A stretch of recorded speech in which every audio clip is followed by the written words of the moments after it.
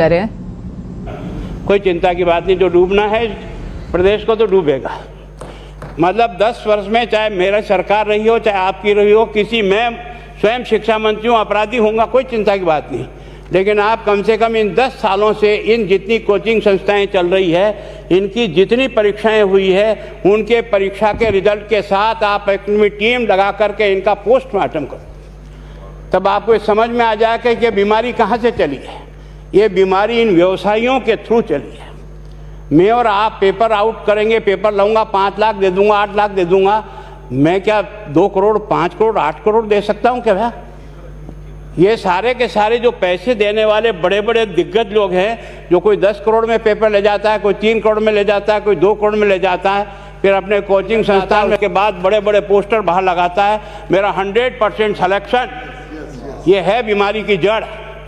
अगर मार करना चाहते हो तो यहाँ करो, तब तो जा कर के इसको कोई रोक सकोगे। बाकी से केवल मन को संतुष्ट करने का काम करो तो ये राजस्थान के उस गरीब बच्चे के साथ न्याय नहीं होगा, जो बड़ी मुश्किल से पढ़ता है, अपने घर में बूढ़े माँ बाप को भूखे मार के पढ़ता है और उसके बाद परीक्षा के लिए जाता है, रोता हुआ घर लौटता है। क्या दुख नहीं होता है?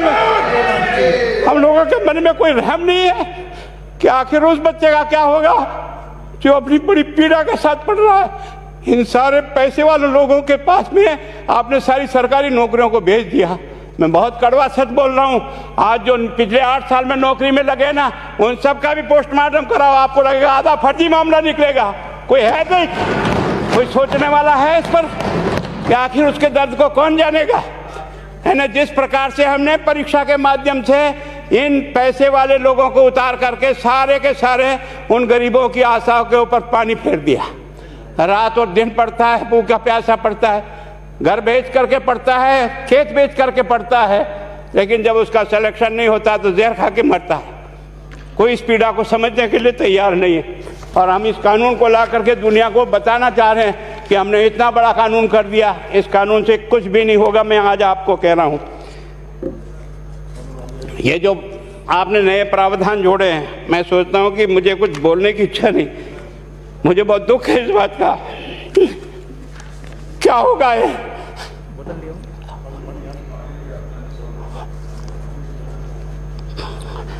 किस तरह की गैंग पालनी है उन्हें? पानी पिला दो, है ना। मैं उस दिन भी पूछा था कि मैंने कहा ये शिक्षा संकुल पे है, जिन लोगों को ड्यूटी पे लगाया, इसको लगाने वाला दोषी कौन है, जिसके कारण से पेपर जो है ना काट करके निकाल दिया।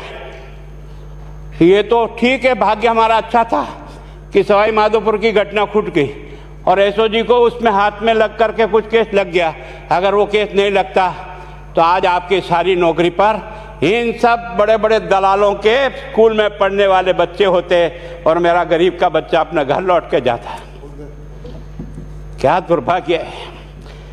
और इस कारण से केवल इसके लिए खुश मत हो जाओ कि हमने कानून बहुत सख्त बना दिया इसलिए अपराधी रुक जाएगा। नहीं, सिस्टम को बदलना होगा, ये परीक्षा का सिस्टम चेंज करना होगा।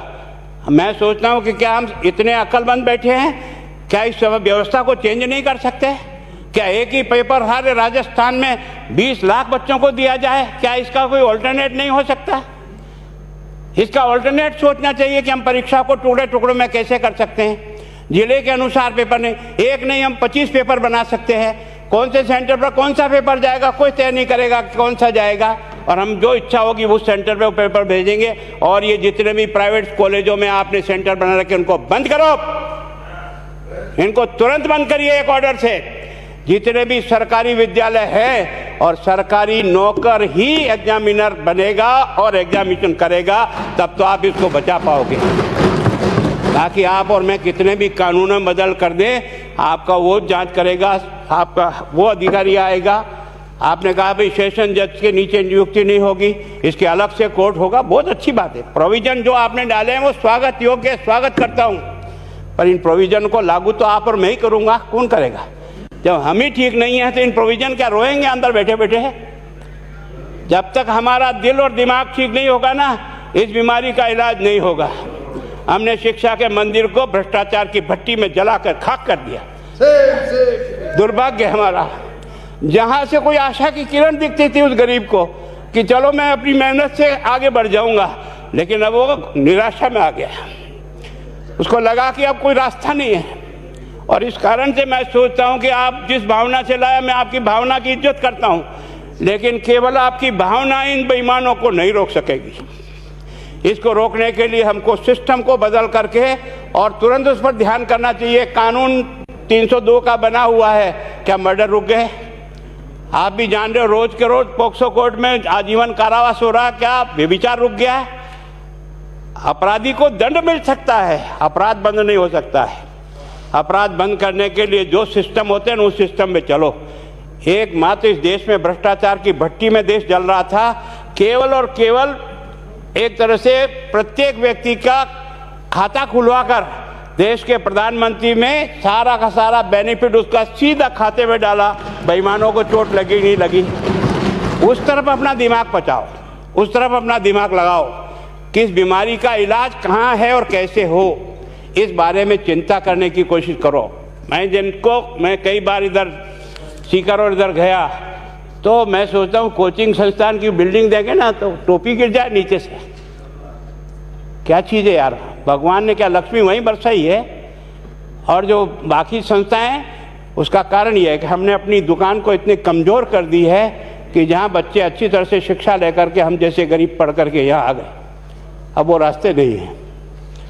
और इस कारण से मेरी बहुत विनम्र प्रार्थना है, इस बीमारी का इलाज चाहिए बच्चे को, कानून से नहीं होगा, कानून के अलावा होगा, और उसमें आप करें। धन्यवाद। Thank you. माननीय मंत्री महोदय।